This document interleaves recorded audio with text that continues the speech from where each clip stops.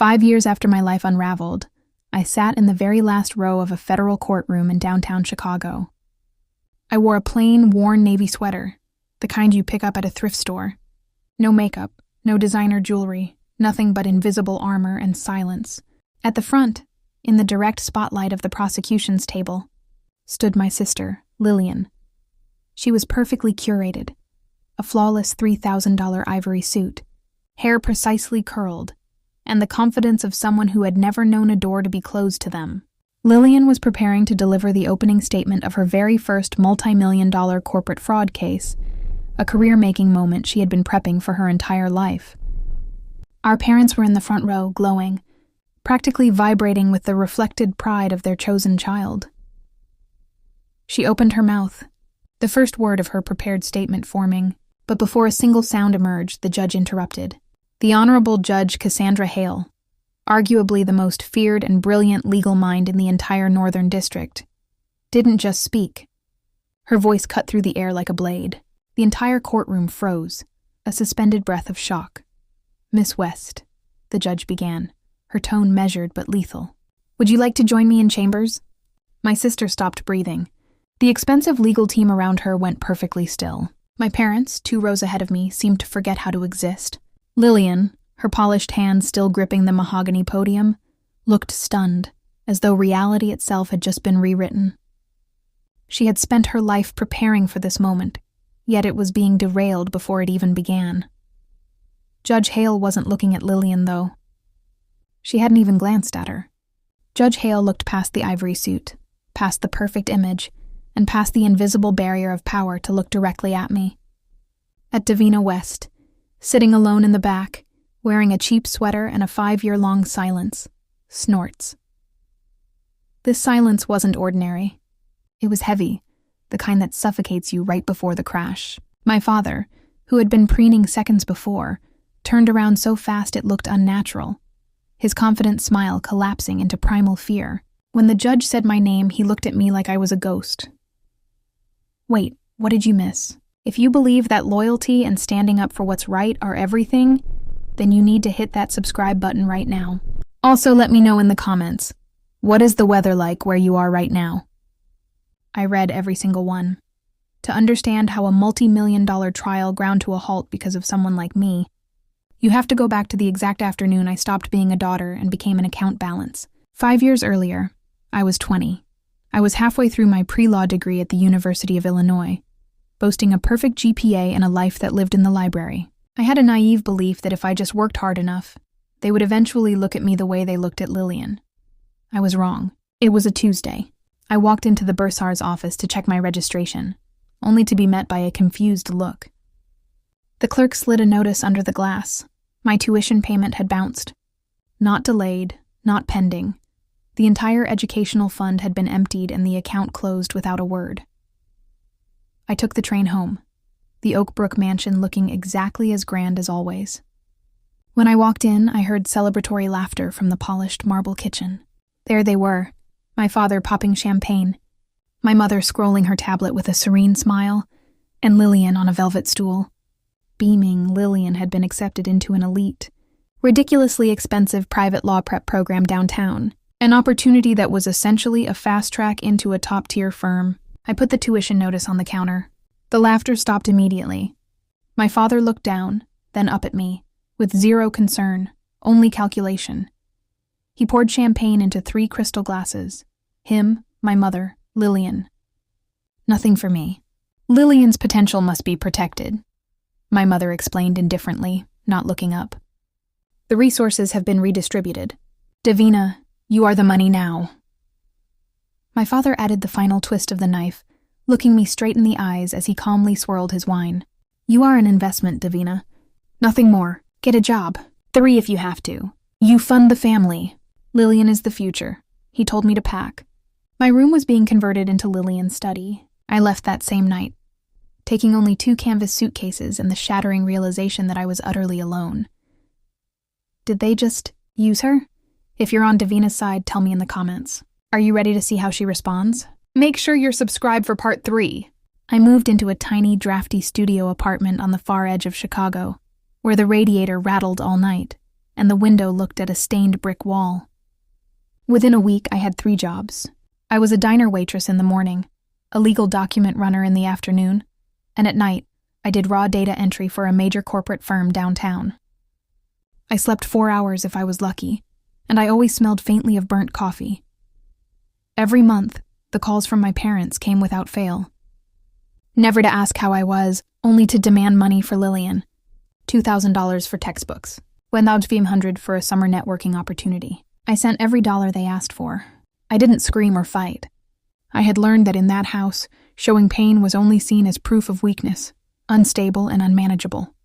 So I said nothing. But while they believed I was broken, tucked away at the bottom of the world, I was doing something they never predicted.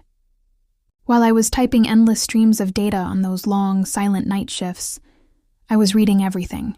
Contracts, internal emails, financial statements, documents the expensive lawyers upstairs ignored, trusting only the summaries. I started seeing patterns. I learned how cases were built, how information was layered, and where truths were always hidden. They thought forcing me into this job broke me, but it was the most expensive mistake they would ever make. I was learning to see the cracks in their polished world. For 2 years, this was my life. Dawn shifts, chasing people with subpoenas in the cold, data entry until morning. It hardened me. I learned how to read people instantly and how to stay perfectly still when someone tried to break me. Every single dollar I earned went to my sister, who used it for designer bags and building her perfect image. They really underestimated her, didn't they? If you're loving this journey, give this video a like. And tell me in the comments, what is the single best advice you've ever been given about difficult family members? The reality of my position in that family was driven home on a Sunday dinner. I had just finished a double shift at the diner, my feet throbbing and my clothes smelling of grease. When I walked into the dining room, I saw a new person, Adrian Cole. He was a junior partner at a top Chicago firm, sharp, polished, and arrogant, the kind of man who had never been told no. He looked at me in my worn jeans like I was something clinging to the bottom of his Italian shoe. He gave a small, amused smile and asked, "So, this is the sister who delivers paperwork around the city?" His tone was polite but lethal. Lillian, desperate to impress him, laughed and described my menial jobs, carefully omitting that my 3 jobs were the reason she was sitting at that table at all. After dinner, my mother cornered me, asking, as always, for Lillian's textbook money. I took out my checkbook and wrote a check for $2,500. $2,500 I had worked 70 hours to earn. No hesitation. Adrian watched this exchange, adjusted his expensive tie, and gave another thin, calculating smile. "You really should think about appearances," he said to me, his voice carrying clearly to the entire table. "It doesn't look good for a future attorney to be supported by someone who works minimum wage. It looks desperate." My parents didn't defend me. They laughed. My father even nodded, agreeing that it was a clever observation. That was the moment something inside me finally broke. Not anger, not pain, just the final cold understanding that they didn't just take from me. They needed me to be small. They needed me to stay at the bottom to maintain the illusion of their superiority. I didn't argue. I put on my coat and walked out into the cold night, leaving their comfortable, self-assured laughter behind me. That night, I went to my data shift. The skyscraper was empty except for the security and the cleaners, a silent, subterranean world. And in that basement, I realized something. They relied on me to be invisible, but I knew where they kept all the truths. If you would have walked away after that, leave a 1 in the comments. Are you seeing why she had to act? Don't forget to subscribe so you can catch the moment everything changes. Midnight until 8 now a.m. The glass skyscraper was a different world, quiet, almost abandoned. The only sounds in the windowless basement were the hum of the servers and the constant rhythm of my keyboard as I sorted through thousands of pages of raw documentation. The other data clerks worked in total silence, headphones on, only caring about finishing the night. But I read everything. I wasn't a lawyer. But after 2 years in that basement, I understood the layered reality of documentation. The high-powered associates upstairs didn't read raw data. They read summaries that someone else wrote, and because of that, they missed things, essential things. It was an early Tuesday morning, the room cold, the silence almost physical. I was processing a massive set of financial records for a major corporate fraud case, a file submitted by the defense. It was thousands of rows of dense, repetitive numbers, exactly the kind of data designed to be so overwhelming that any lawyer would just skim it. But a number didn't align. A date seemed misplaced. I stopped typing, opened the file's advanced property metadata, and dug deeper. Metadata is the digital footprint every file leaves: when it was created, who opened it, and precisely when it was altered. The defense claimed a critical contract had been finalized 3 years prior. The metadata told a different story. The specific cell containing that date had been modified only 14 days ago. The document was a fake. The core of their entire defense was built on a deliberate lie. Every associate and partner upstairs had missed it. But I, the dropout waitress in the basement, saw it. I didn't report it to my boss. I knew the firm would take credit for my work and erase me from the success. So I wrote a simple note. Check cell D4 against the server history. The timestamps don't match. Then I took the elevator to the silent executive floor, placed the paper on Judge Cassandra Hale's desk, the lead prosecutor, and walked back to the basement. I knew this was the start of something I couldn't stop. Did she just hand the judge the win? What do you think Judge Hale is going to do? If you can feel the tension building, make sure you're subscribed for part 6. I returned from my night shift, swiped my badge, and opened the door to the windowless basement. But I stopped instantly. There was someone sitting in my worn desk chair, Judge Cassandra Hale. She was holding my note, waiting. She didn't ask about my education or my background. She looked at me with clinical intensity and asked, "How did you find this?" I didn't hesitate. I didn't look away. I walked to the monitor, pulled up the specific file, and explained it to her step by step. I showed her how the defense had obscured the main data, thinking nobody would ever look past the layers. I explained metadata, server history, the hidden digital trail they couldn't completely erase. I pointed to the exact timestamp discrepancy. Cassandra Hale didn't interrupt me once. She stood there, perfectly still, listening as I explained how to deconstruct their perfect fabricated lie. When I finished, the fluorescent lights buzzed softly, the only sound in the sudden quiet of the server room. She studied me, really looked at me, as if seeing me for the first time. "You are wasting your life down here, Davina," she said, her voice sharp and certain. "The lawyers upstairs can recite case law all day, but they have no idea what they're actually looking at." She gestured toward the monitor. "They don't see how lies are built." Then she looked back at me, her gaze piercing. "I need someone who does."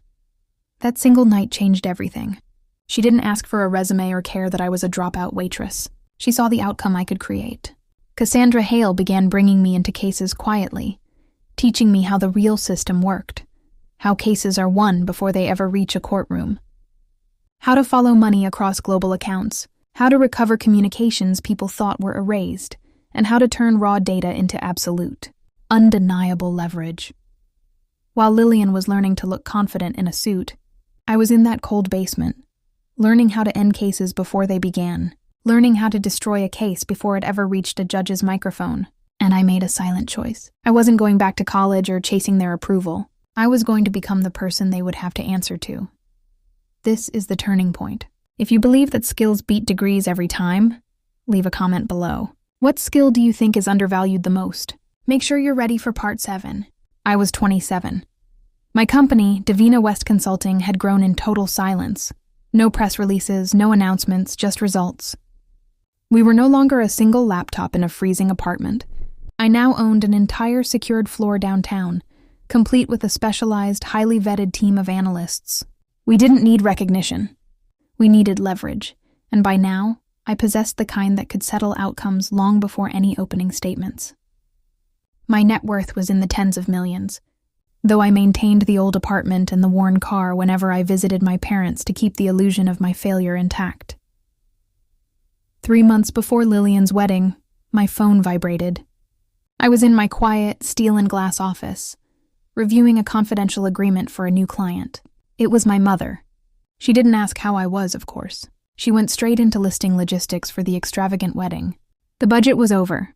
She needed $15,000 immediately to cover the cost of imported white roses and the appropriate level of presentation that Adrian's elite family expected.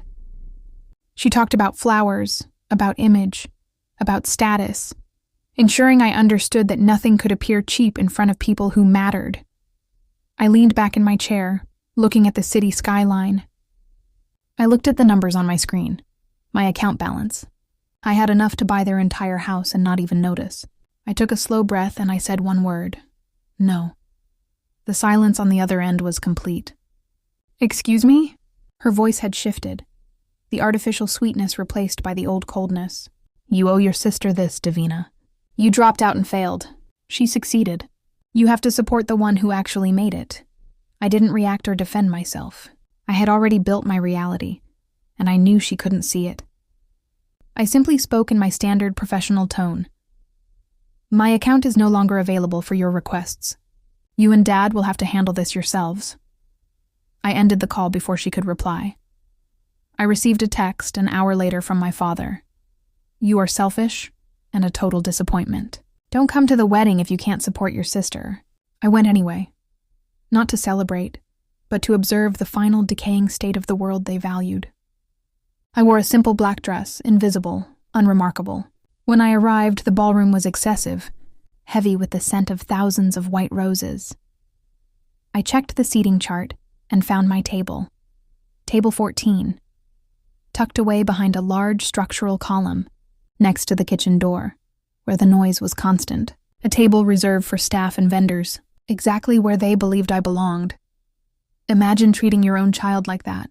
If you're hoping for justice to be served, tell me in the comments. Are you ready for the final twist?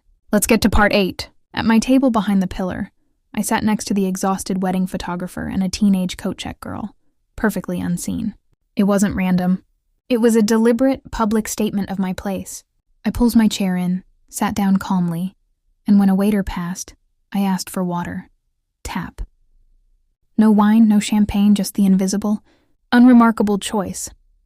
During the 5-course dinner, each dish designed for presentation rather than nourishment, Adrian stood up at the main table and took the microphone. He looked flawless, every detail calculated for maximum effect, composed, sharp, and commanding the room effortlessly. The entire ballroom went silent.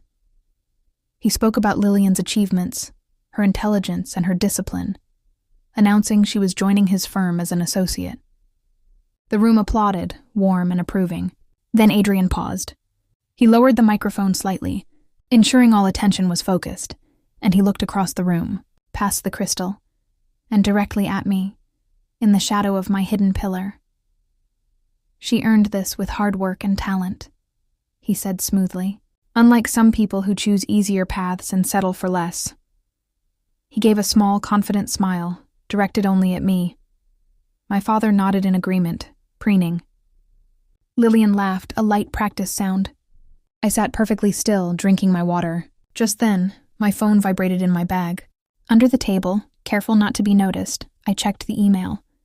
It was from the executive board of a global tech corporation based in California. Lillian West Consulting has been officially retained.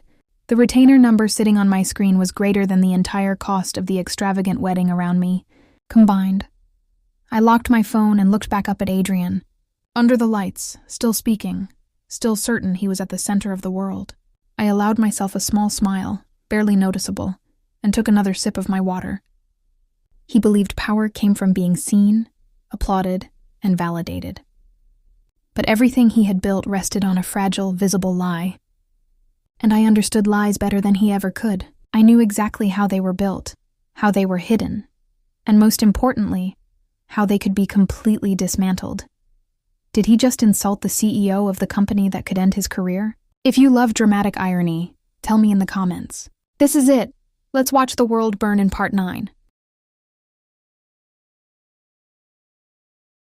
The Sunday before the trial, my father had called a mandatory dinner. He was celebrating that Lillian's first case, a multi-million-dollar fraud dispute, was a guaranteed win. I sat at the far end of the table, near the kitchen, and simply listened.